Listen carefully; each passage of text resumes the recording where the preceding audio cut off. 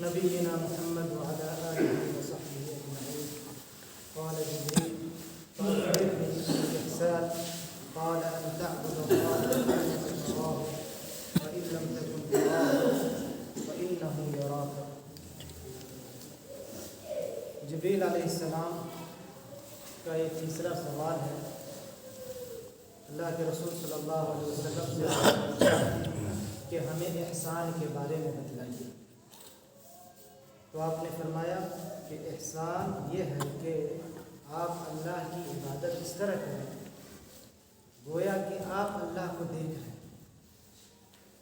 اگر یہ کیفیت پیدا نہ ہو سکے تو دوسرا درجہ یہ ہے کہ آپ اس طرح اللہ کی عبادت کریں کہ جیسے اللہ آپ کو دیکھ رہا ہے.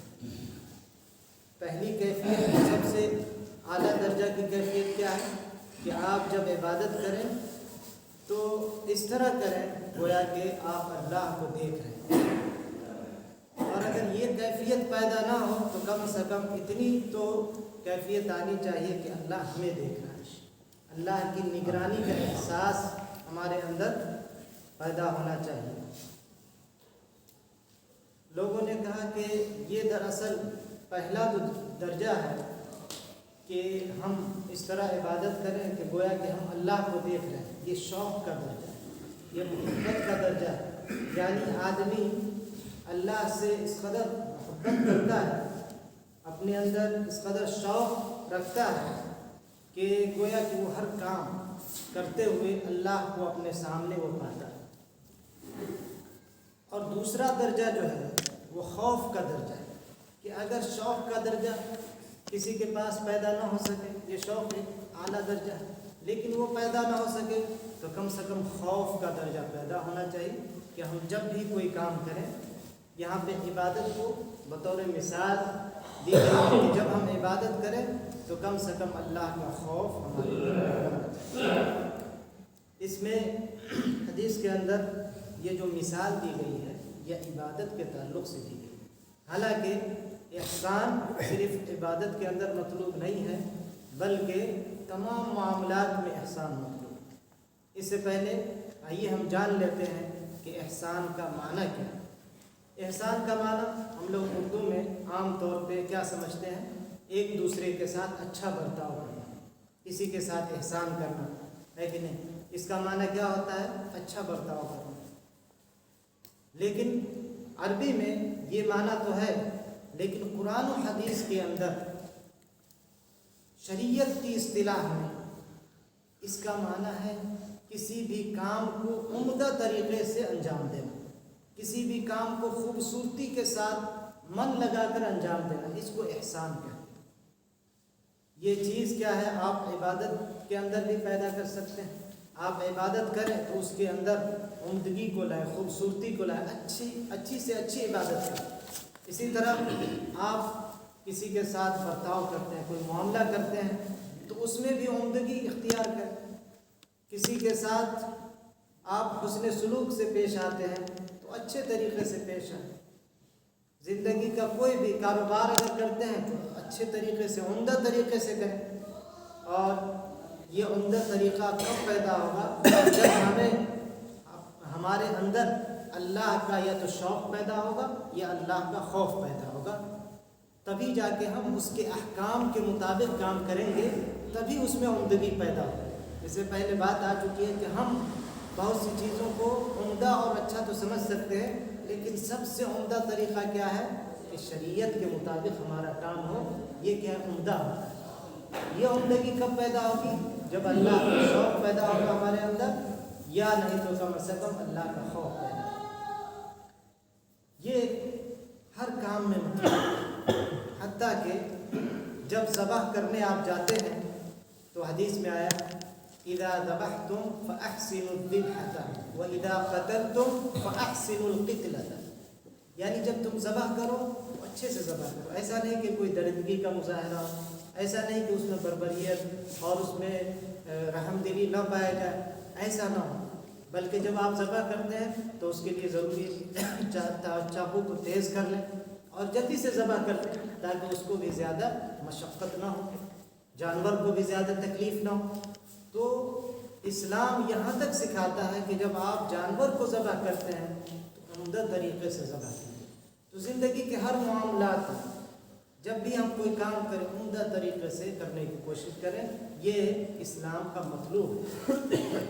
یہاں پہ یہ چیز ہمیں سمجھنی چاہیے کہ اسلام کے 3 مراتب اس میں ذکر کریں. پہلا مرتبہ ہے اسلام یعنی ظاہری اعمال. اسلام کیا ہوتا ہے؟ ظاہری اعمال. نماز، روزہ، حج، زکوٰۃ، شہادتین کا اقرار، یہ سب ظاہری عمل ہے. بعض چیزیں ہم زبان سے ادا کرتے ہیں، شہادتین کا اقرار کرتے ہیں. نماز ہم بدنی عبادت کرتے ہیں، بدن سے ادا کرتے ہیں. اس طرح زکوٰۃ مال میں ہم ادا کرتے ہیں. اور حج اس میں بدنی اور مالی دونوں عبادت کیا ہے جمع. روزہ رکھتے ہیں، ایک طریقے سے بدنی عبادت ہے. یہ سب کیا ظاہری چیزیں. اس کے بعد درجہ آتا ایمان کا. یعنی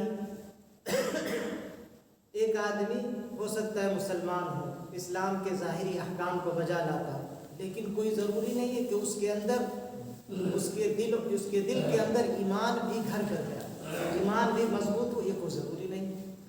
ایمان کا مطلب ہے کہ پورے طریقے سے جو اللہ کے تعلق سے اور فرشتوں اور کتابوں کے تعلق سے جو بھی عقائد ہیں وہ ہمارے دل میں پیوست. جب بھی ہم دین کے کام کو بجا لائیں اپنے اعمال سے تو ہمارے اندر دل میں وہ چیز عقیدہ موجود ہے، دل سے وہ چیز نکلے، دل سے ہمارا کام نکلے. یہ دل میں ایمان کا داخل ہونا یہ دوسرا درجہ ہے. دین کا کیا دوسرا درجہ ہے. اسی لیے اعراب کے بارے میں کہا گیا دیہاتیوں کے تعلق سے قالت الاعراب آمنا قل لم تؤمنوا ولكن قولوا اسلمنا ولما يدخل الايمان في قلوبكم. اللہ تبارک و تعالیٰ نے کہا کہ یہ دیہاتی لوگ کہتے ہیں کہ ہم ایمان لے آئے. ان سے کہو کہ ایمان نہیں لائے، یہ لوگ تو صرف اسلام لائے، ان کے دلوں میں ایمان داخل نہیں ہوا ہے. تو گویا کہ جن کے دل میں ایمان داخل ہو جائے وہ دین کے دوسرے مرتبے پہ آ گیا. پہلا مرتبہ کیا ہے؟ گواہی دے، لا الہ الا اللہ کی گواہی دے کہ اسلام میں داخل ہو جائے. دوسرے مرتبہ میں کیا ہے کہ ایمان بھی اس کے اندر مضبوطی کے ساتھ داخل ہو جائے. اور تیسرا مرتبہ اس سے بھی اعلیٰ مرتبہ یہ ہے کہ دین کے ہر کام کو عمدہ طریقے سے ادا کرے، اللہ کی نگرانی کا تصور اس کے اندر پیدا ہو. تو تیسرے مرتبہ پہ جو پہنچ جائے گا وہ احسان کا درجہ کہلاتا ہے. یہ جو ہے بہت کم لوگ اس درجے پہ پہنچ پاتے ہیں.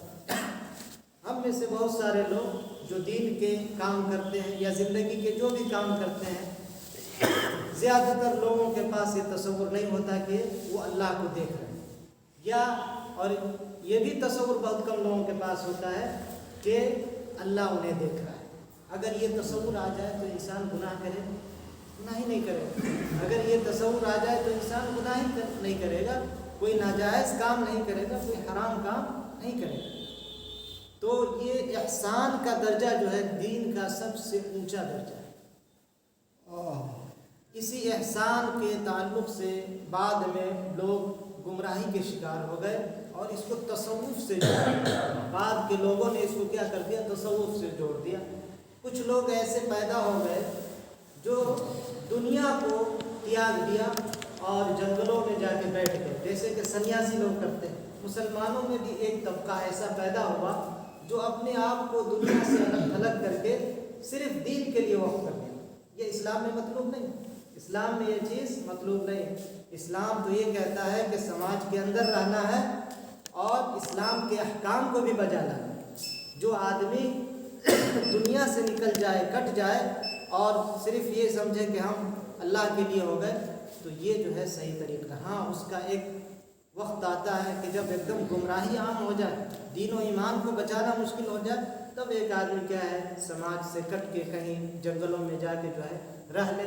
یہ بہت دور کی بات ہے، لیکن ہمارے سماج میں اور تاریخ میں بہت سے ایسے لوگ گمراہ لوگ پیدا ہو گئے جو دلوں کا تزکیہ کرنے کے لیے، احسان کے اس درجے کو پانے کے لیے کیا کیے؟ جنگلوں میں نکل گئے، یا یہ کہ اپنی کٹیا میں جو ہے خاص ہو گئے. بس وہ اپنی کٹیا سے نکلتے نہیں، خانقاہ وغیرہ جو ہے وہاں پہ وہ کیا مختص ہو جاتے تھے، اسی میں سماج میں نہیں آتے تھے، نہ وہ شادی کرتے تھے، نہ وہ اس طرح کے کام، دنیا سے قطع تعلق کر لیا. تو یہ بھی ایک گمراہی ہے. یہ نہیں کرنا ہے. ہمیں دنیا کے معاملات بھی انجام دینا ہے، بلکہ عمدہ طریقے سے انجام دینا ہے، اور دین کے کام کو بھی انجام دینا ہے. اگر ہم نے دین اور دنیا کو ایک ساتھ ملانے کا فن سیکھ لیا تو یقیناً یہ عمل اللہ کے نزدیک مقبول ہوگا. اگر ہم نے دین کو دنیا سے الگ کر دیا یا دنیا کو دین سے الگ کر دیا تو یقیناً یہ گمراہی کا راستہ ہوگا. اللہ تبارک و تعالیٰ سے دعا ہے کہ اللہ تبارک و تعالیٰ ہمیں دین کی صحیح سمجھ عطا فرمائے. دین کے یہ جو 3 مراتب ذکر کیے، اللہ تبارک و تعالیٰ ہمیں دین کا جو اعلیٰ مرتبہ، احسان کا مرتبہ، اللہ ہمیں اس مرتبے تک پہنچا دے. ہمیں اس مرتبے تک پہنچنے کی ہمارے اندر تمنا اور آرزو پیدا کر دے.